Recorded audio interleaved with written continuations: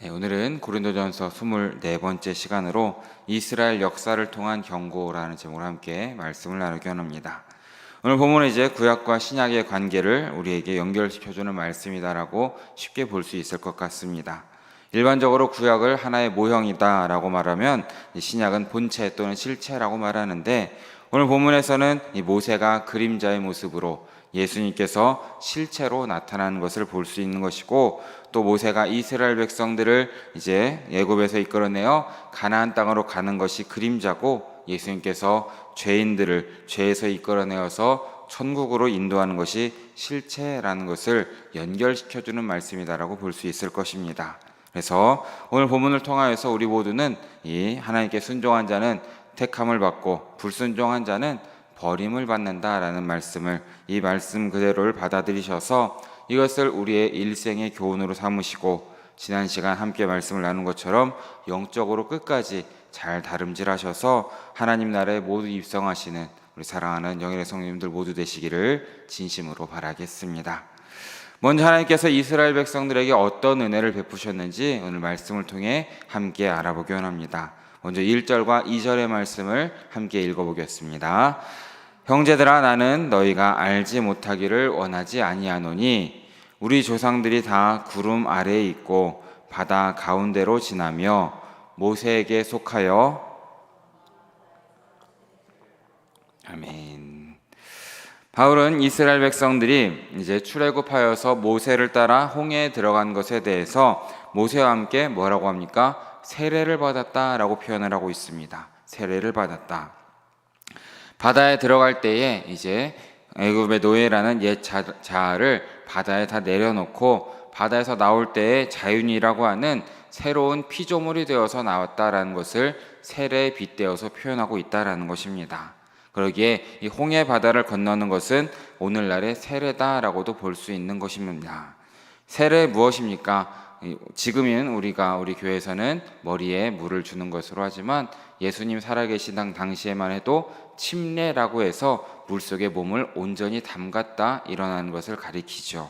그러니까 물속에 들어갈 때에 세상의 자아를 다 죽여버리는 것이고, 물속에서 나올 때에 그리스도와 연합한 새 사람이 되어 나온다라는 의미를 가지고 있는 것입니다.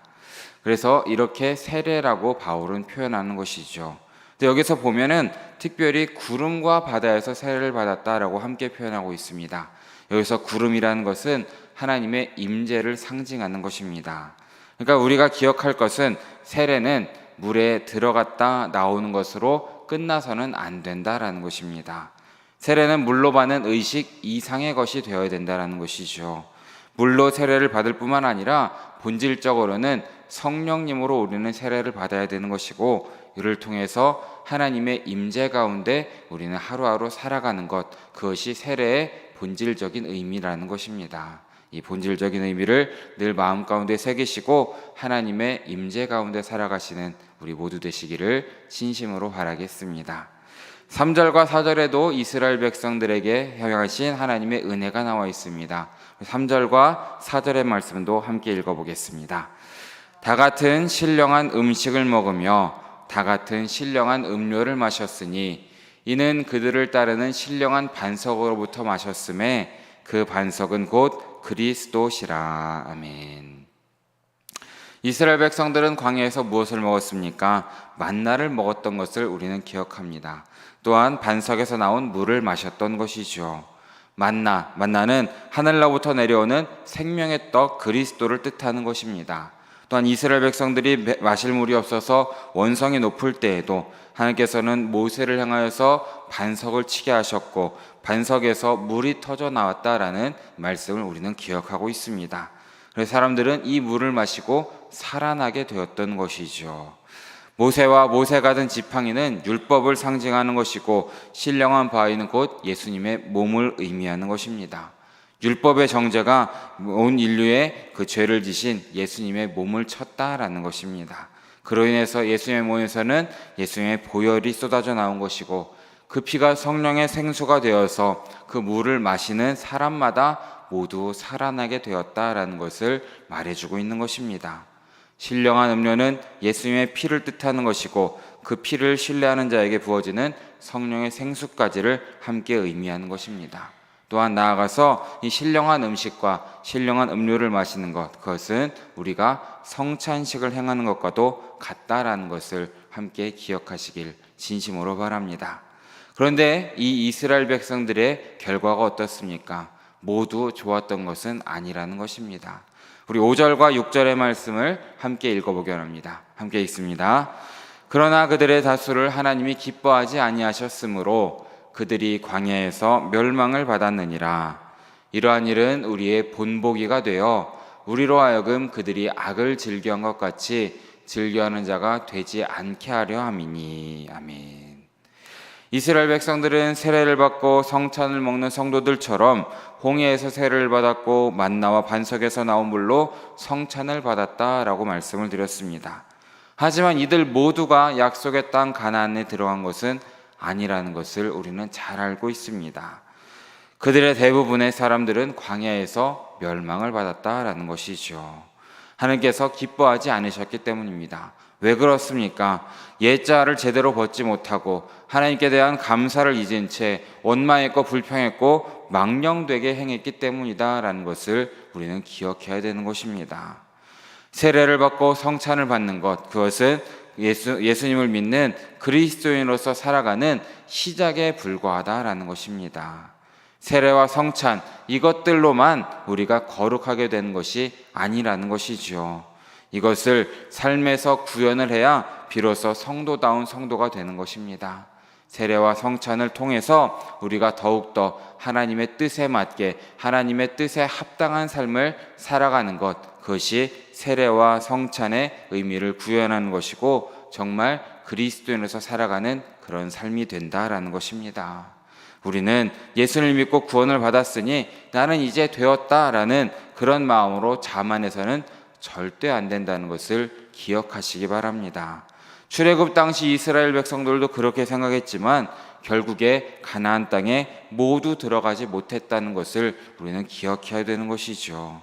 그래서 늘 영적으로 깨어서 말씀 위에 믿음 위에 굳게 서시고 하나님의 뜻대로 말씀대로 살아가시는 우리 성도님들 모두 되시기를 진심으로 바라겠습니다. 이어지는 7절에서 10절까지의 말씀을 보면 이제 이스라엘 백성들이 어떠한 죄악을 삼았는지 함께 보게 되는데 이것을 본보기로 삼아서 우리는 악을 즐겨하지 말고 하나님의 말씀대로 살아가시기를 진심으로 바라겠습니다. 우리 7절에서 10절까지의 말씀을 함께 읽어보기 원합니다. 함께 읽습니다. 그들 가운데 어떤 사람들과 같이 너희는 우상 숭배하는 자가 되지 말라. 기록된 바 백성이 앉아서 먹고 마시며 일어나서 뛰논다 함과 같으니라. 그들 중에 어떤 사람들이 음행하다가 하루에 23,000명이 죽었나니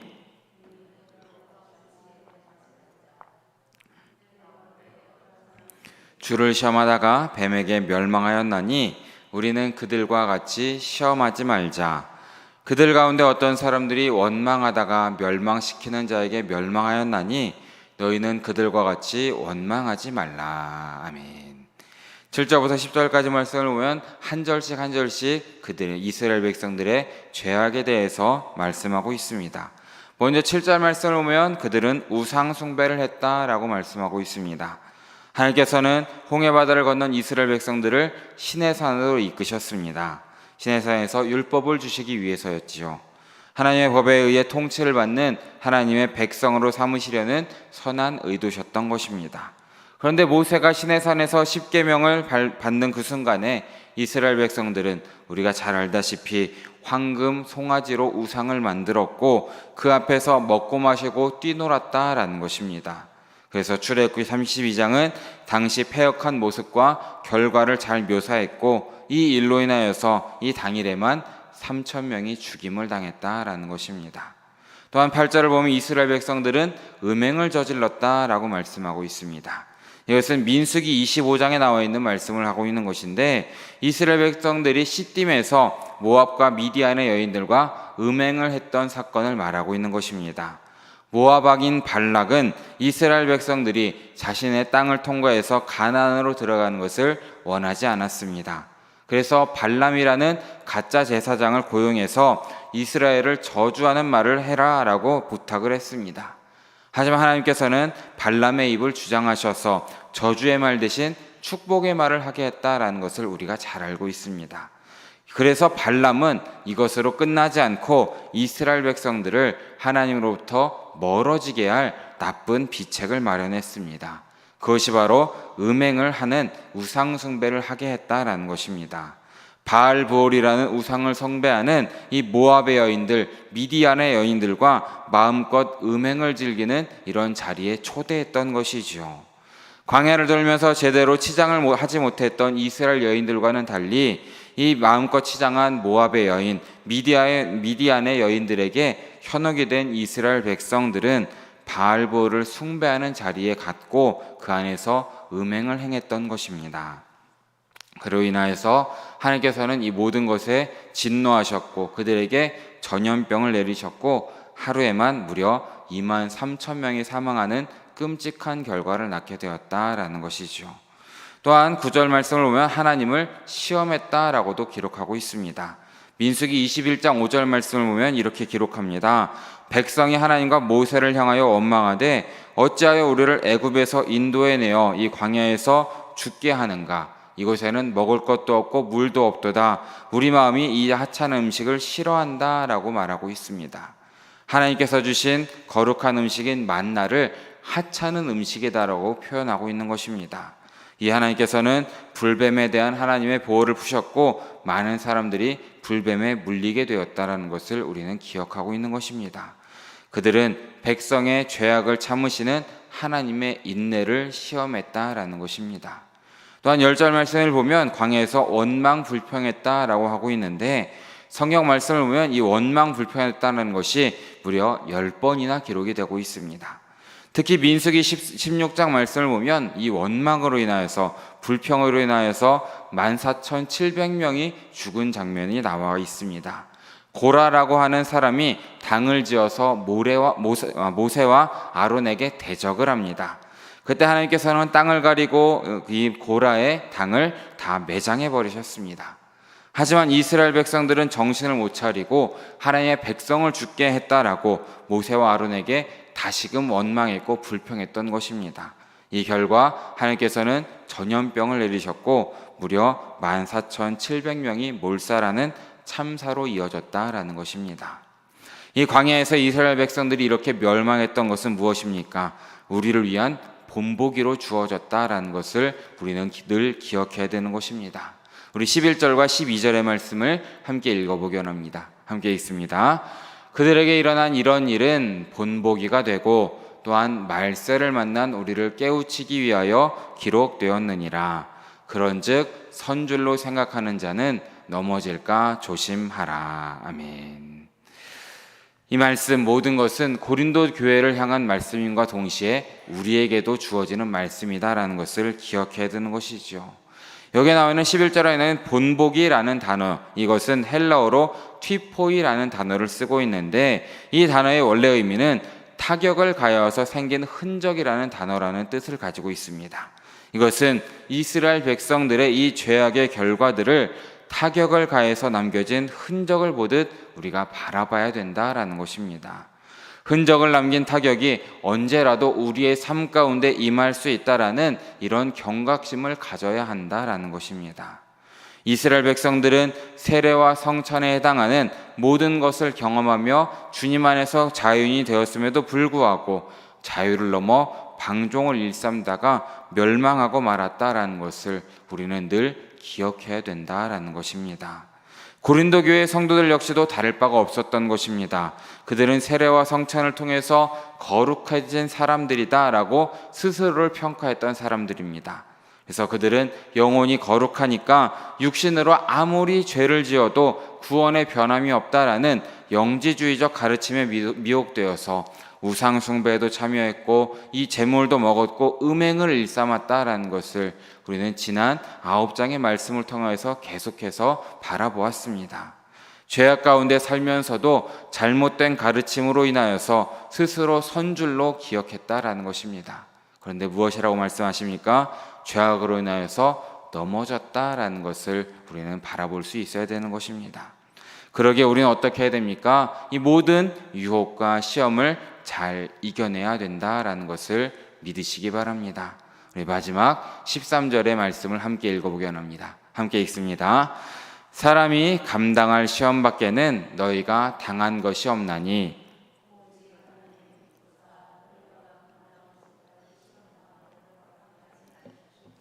시험 당할 즈음에 또한 피할 길을 내사 너희로 능히 감당하게 하시느니라. 아멘. 오늘도 마귀는 하나님의 사람들을 무너뜨리기 위해서 우리에게 시험을 걸어오고 있습니다.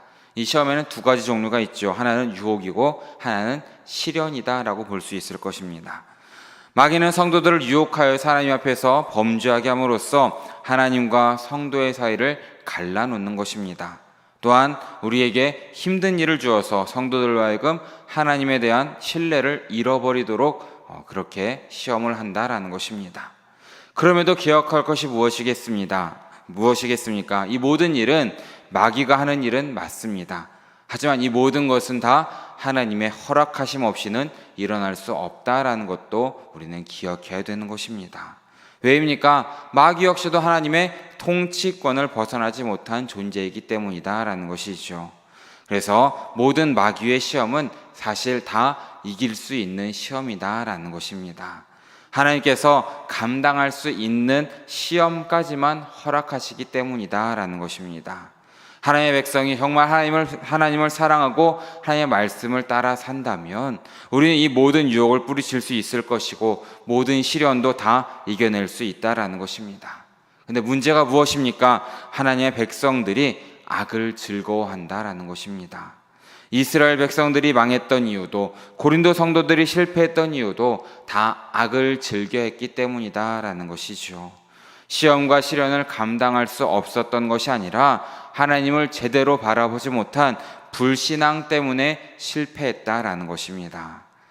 하지만 하나님께서는 신실하셔서 시험 당할 즈음에도 피할 길까지도 마련해 주십니다. 하나님을 우리가 제대로 믿고 제대로 의지하고 말씀에 순종하기만 한다면 이 모든 마귀의 올무에서 마귀의 시험에서 벗어날 수 있다라는 것을 기억하시면서 하나님의 뜻대로 살아가시는 우리 모두 되시기를 진심으로 바라겠습니다.